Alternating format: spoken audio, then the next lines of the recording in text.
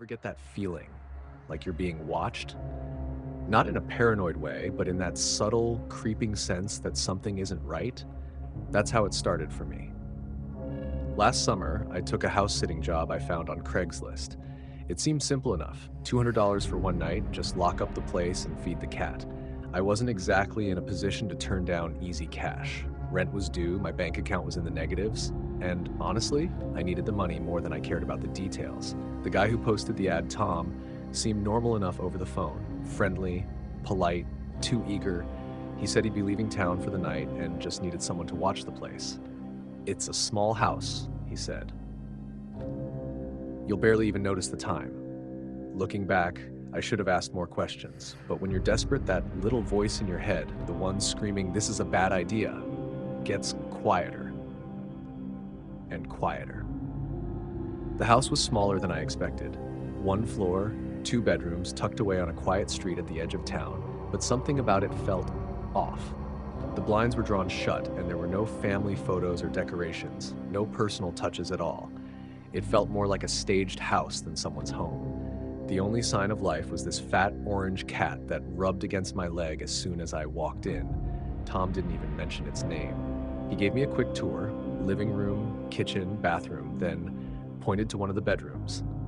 "This room stays locked," he said. "Don't worry about it."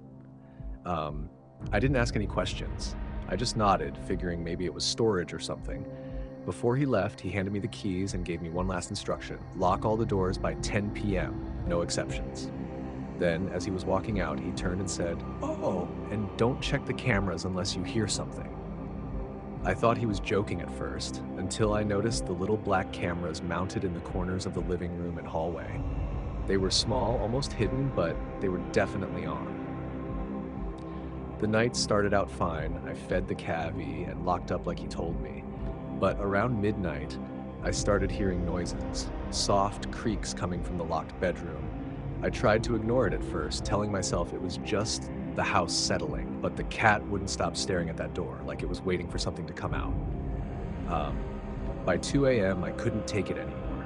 I pulled up the camera feed on the tablet Tom had left on the kitchen counter. There were 4 cameras: living room, hallway, front porch, and one inside the locked bedroom. At first, everything looked normal, just an empty bed and some boxes stacked against the wall. But then I noticed the closet door was slightly open, even though I was sure it had been closed before. I stared at the screen, waiting for something to happen. And right when I was about to turn it off, I saw the closet door creak open a little more, inch by inch. I wanted to believe it was just my imagination, until I saw the tip of a shoe slide out from the darkness. I shut off the tablet and sat frozen at the kitchen table, trying to convince myself I didn't actually see that. But the creaking didn't stop. It sounded like footsteps now. Soft, slow footsteps moving around inside that locked room. The cat's tail puffed up and it bolted under the couch. That's when I grabbed my phone and texted Tom, asking if anyone else was supposed to be in the house. He replied almost instantly, "Leave. Now." I didn't need to be told twice. I grabbed my jacket, stuffed the cat into its carrier, and headed straight for the front door. But right as I unlocked it, I heard something behind me, the sound of the locked bedroom door creaking open. I didn't look back. I just ran to my car, started the engine, and sped off down the street. When I finally pulled over a few blocks away, I checked my phone again, but the message from Tom was gone, like it was never even there. I tried calling him the next day, but the number was disconnected. When I went back to the house, it was completely empty. No furniture, no cat, like nobody had lived there in years. I still don't know what was behind that door, and I don't think I want to.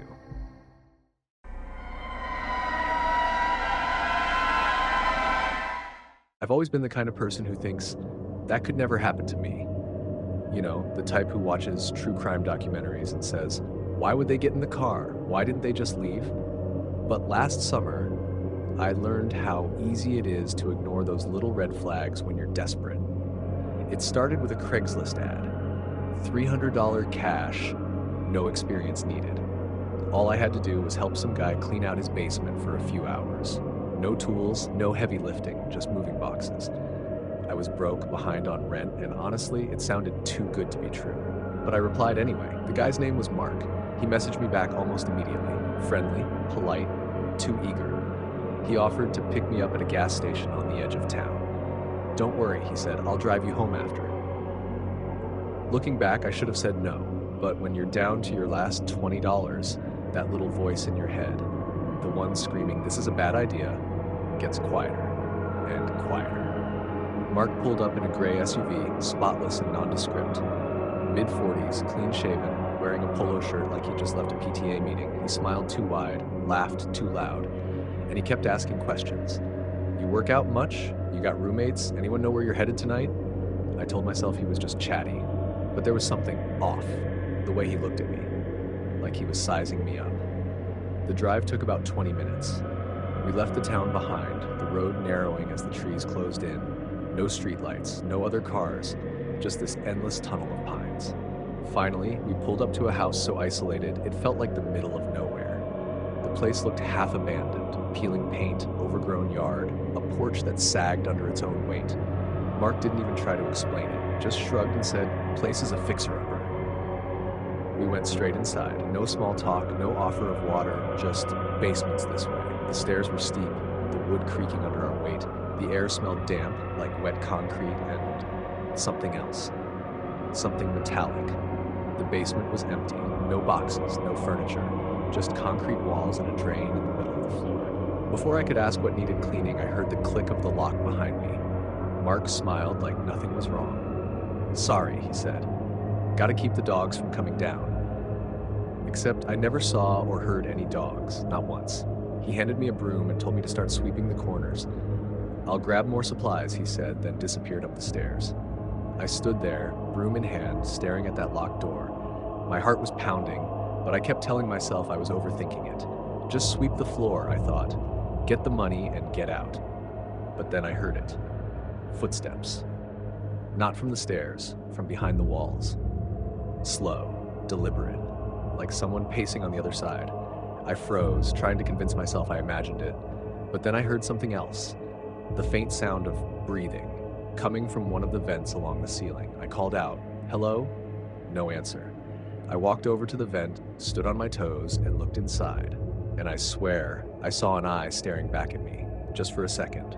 Then it blinked and disappeared. I dropped the broom and ran to the basement door. Locked. I started banging on it, yelling for Mark, but the house was dead silent. I don't know how long I stood there, but eventually I heard footsteps coming down the stairs. When Mark opened the door, he acted like nothing happened. "Sorry about that," he said, smiling. "Lock must have jammed." Then he asked if I wanted to take a break and have a drink upstairs. I told him I needed to use the bathroom. "Mind if I make a quick call?" I asked. He hesitated, just for a second. Then he handed me his phone like he was testing me. I pretended to make the call while I walked toward the front door, trying not to panic. The second I stepped outside, I bolted. I didn't look back, didn't stop running until I hit the main road. Mark never chased me. He didn't even yell. He just stood on the porch watching me run, smiling, like he knew something I didn't. I reported the whole thing to the police the next day, but there was nothing they could do. The Craigslist ad was deleted.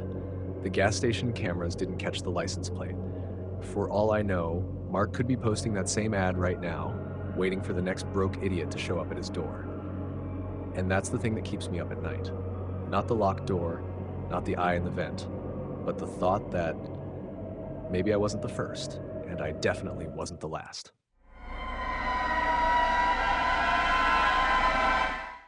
Have you ever taken a job that seemed too good to be true? You know the kind. Easy money, no questions asked, just a quick task and you're done. That's exactly what I thought I was getting into last summer. But what started as a simple delivery gig turned into something I still can't explain. It all began with a Craigslist ad. $250 cash, one-time delivery, no questions asked.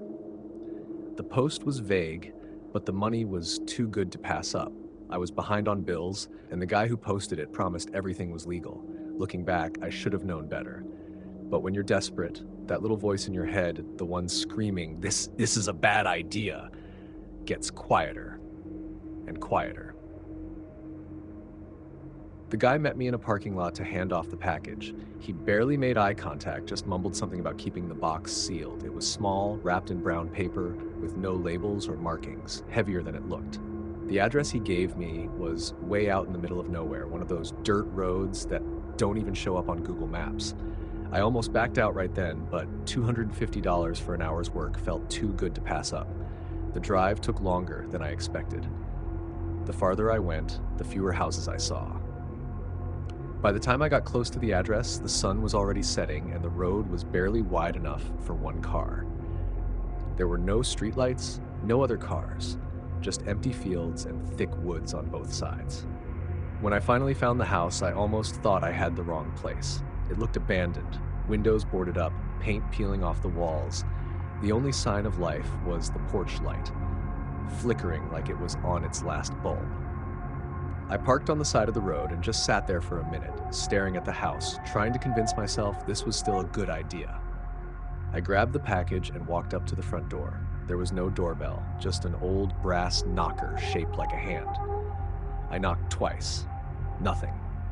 I was about to leave the box on the porch when I noticed the curtain inside the window shift, like someone was watching me. I knocked again, harder this time. Still no answer. I figured I'd just leave the package and get out of there, but as I bent down to set it on the porch, I heard the lock click from the inside. The door creaked open about an inch, just enough for me to see total darkness behind it. "Hello?" I called out. No answer. I stood there for a second, waiting for someone to come out, but the door just stayed half open, like it was inviting me in. The longer I stood there, the more I felt like I was being watched, not just from the window, but from all around the house. I set the box down and backed away slowly, trying to act normal. When I got back to my car, I texted the guy like he told me, "Delivery made." He replied almost immediately, "Did they invite you inside?" I stared at the message, trying to figure out what the hell that meant. Before I could type anything back, another message popped up. "If they invite you in, don't go." I didn't reply. I just started the car and got out of there as fast as I could. I kept checking my mirrors the whole drive back, half expecting someone to be following me, but the road stayed empty. When I finally got home, I texted the guy again, asking what was in the box. No response. I tried the number the next day. Disconnected. The Craigslist ad was gone too, like it never existed. To this day, I don't know what I delivered or who was waiting behind that door.